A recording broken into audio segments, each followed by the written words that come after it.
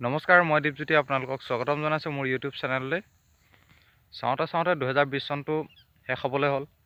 2020 চনটো যিহেতু শেষ হ'বলৈ হৈছে, গতিকে মই ভাবিছোঁ ডিচেম্বৰ মাহৰ আৰু যিকেইটা দিন আছে এই দিনকেইটাৰ ভিতৰতে মই চাইক্লিং কৰাৰ কথা ভাবিছোঁ।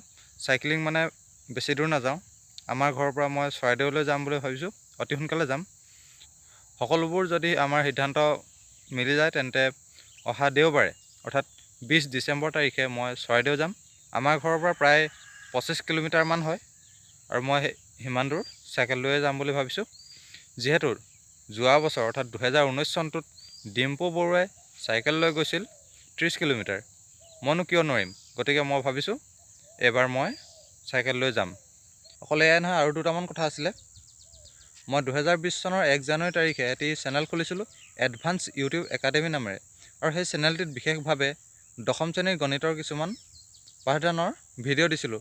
বৰ বেছি নিদিলেও দুটামান ভিডিঅ' দিছিলোঁ, আৰু সেই চেনেলটি 2021 চনৰ পৰা ভালদৰে তাত ভিডিঅ'সমূহ দিম। তাত ইতিমধ্যে 200 ছাবস্ক্ৰাইবাৰ হওঁ হৈছে। আৰু আপোনালোকে যদি সেই চেনেলটি নাই চোৱা তেন্তে ডেছক্ৰিপশ্যনত সেই চেনেলৰ লিংক আছে।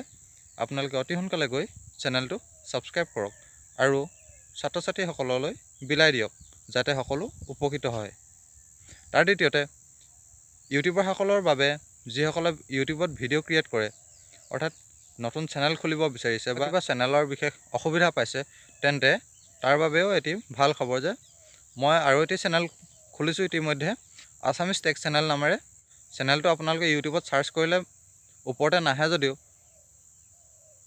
তাৰ কিছুমান ভিডিঅ' আহে, আৰু মোৰ এই ভিডিঅ'ৰ ডেছক্ৰিপশ্যনত সেই চেনেলটিৰ লিংক আছে।